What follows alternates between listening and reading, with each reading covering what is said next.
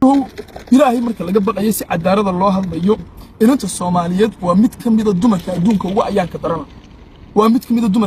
ayaanka daran bila xaqiiqa haddaan maanta inaan ahaan lahaa feminismka nooca ugu xunaan ahaan lahaa baan badinaya markaad waaqiceen eegto ee taariikhdeena dib u eegto ee dhaqankeena aad eegto maanta aynu joogno ilbaxnimo aynu sheeganayno wax baranayno wax akhriyayno oo adduunkeenu u furanay aad eegto sidaynu ilaa hadda u dhaqmayno inanta Soomaaliyeed si kasta intaynu qabanaabaynu koonaha feminismka ugu cadaadinayna. Assalaamu calaykum waraxmatullaahi وبركات أخيارتي داوانا يوتيوب كيغا كلين ولدي سلامي داودا يالكو سو دوادا channel كان عصوب سبسكرايب سار لايك شير ميل دارو غارسي فيديو غان لو وداك دمان شعبك نين كان با سو بحي مقرانا ساي فارح مكانك مقعيسي وآدن سهن مركا ورا وحو كالي جيري فكر كعلمانية دا إما كا وحو روا دومركا اسكو سو عن بحو oo dumarka waxay doonayaan inay maqlaan inuu iska sheego ma garanaysa oo dumarku xuquuqdooda lama siiyo dhaqanka Soomaaliyeed dumarka wala bahdilaa waa dumarku mid kamid ah ugu ayaanta daran meeka ayaan daran tahay gabar jirkeeda ka ganacsanayso amba gabar homeless darbici. Somali woman is the most liberated woman ever, yeah. وناكتا ugu nasiibka badan because why waa gabar muslim ma oran lahayd oo way ka ayaan daran tahay gabar gaal subhanallah. Soomaaliya haddaanu nahay ilaahay muslim buu naga dhigay alxamdulillah oo noo karaameeyey diinta suuban buu noo siiyey asaga wuxuu ka hadlay oo dhaqanka waa la bahdilaa ma xoolo fiican lama siiyo maharka lama siiyo وريمين لا مهرك المسبدها ذهب كحدن أو مقارنة ساي غوري لجي يا بير كلا بحيي انت صو سندود كوسو كوري يا كدن بي نين كدن بي نين مسؤولية دا أردن قادني سكول كاغو كابحيني وحصا خورتا كو هذا السهن سؤال باقبا هذا السهن ما أبو بو يهي yes or no ومايا وليس مو غورسان غبر مو دادر بو يهي سدو غرانيا غبدها لبهدلي مو نو توسي كرا يا اسغا اد سحن وحو شيغيا و boqolkiiba 15 ama boqolkiiba 10 waan ogahay anigu way jirtaa gabdho badan oo ma garanaysaa la dulmiyay oo xaqooda lama siinino. end of the day ilaahay bala xisaabtan majority shicibka gabdhaheena waa gabdhaha ugu maaragtay wanaagsan ugu nasiibka badan xuquuqda raadinaysid diinta islaamku buu ku siiyay ninka guursanaysid 100% biirkaaga inuu ka bixiyo ma garanaysa adigu qasam maaha inaad lacag bixisid xitaa xaraam buu ka yahay ninkaaga aduu ka qaato hadaan raali ka ahayn ninkaaga lacagtaada ma qaadan karo ka waran ilaahay buu ku difaacay dumarka ilaahay uu difaacay ilaahay kor buu qaaday ma garanaysa qoomiyada kale xitaa Soomaalidu hadaan nahay qoomiyada kale isma barbardhigi karno dad eegtid qoomiyada Pakistan dumarkoodu waa la bahdila wala maaragtay wala qoraaca aaba yusuf lagu sameeyaa noloshooda ciriiri ba laga dhigaa dumarka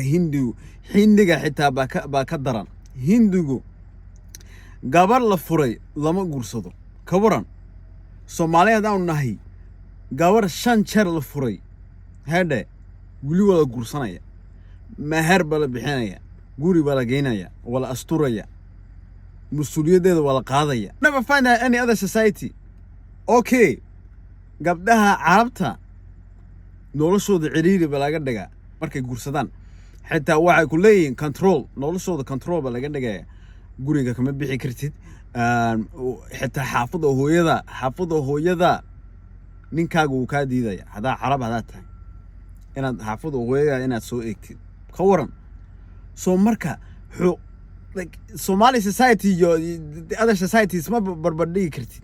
You have to understand asaga qualification ma haysto wuxuu ka hadlay fikir falsafeed iyo dhaqan buu ka hadlaya laakiin dhaqankuu sheegayo xalku waxa weeyaan waa diinta islaamka.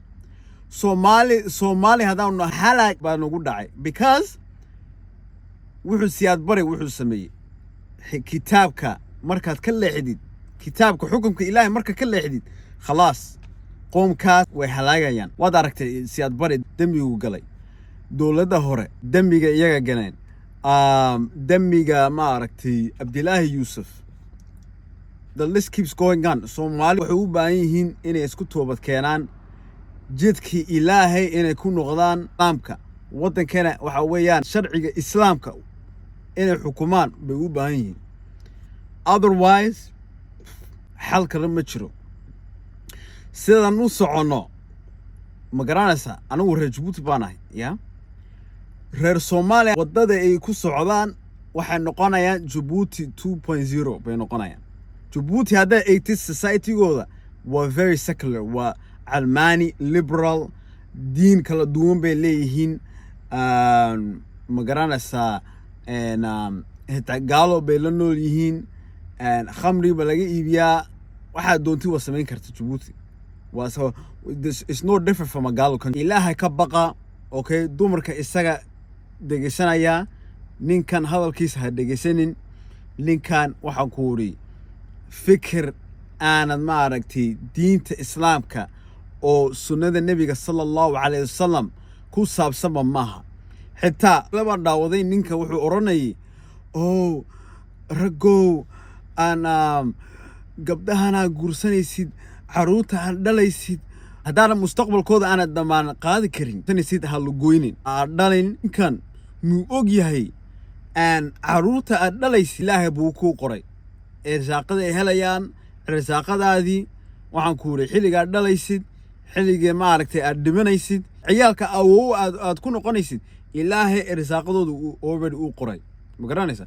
soo marka ninkan waa iska jaahil okay waxaan ku uri ilaahay soo hanuuniyo bis wuxuu rabaa gabdhaha wuxuu rabaa in hadalka inuu ku macaaneeyo hadalka ma aragtay he wants you to listen what you want to hear. reer galbeedku haday doonayaan bulsho ay halaagaan inay burburiyaan waxay ka bilaabaan dumarka iyo ciyaalka saas bay ku bilaabaan because that's the weakest of society. kuwa dumarka iyo ciyaalku way nugul yihiin iska bedeli karaa mogta maskaxdooda iyo propaganda iyo waxaas baad ku faafin kartaa and iyaga way iska qaadan. but if you don't have knowledge haddaanad cilmi fiican haddaanad haynin wallahi waxaan uu sameynay waa very dangerous waa very very dangerous ma garanaysaa. so kuwan asaga la mida ma aragtay burgal iyo waxaan ku uri ninkan aadan sahan iyo kuwa la mida wayna iska ilaalisaa. hablo ka digtoonaada rag noocan oo kale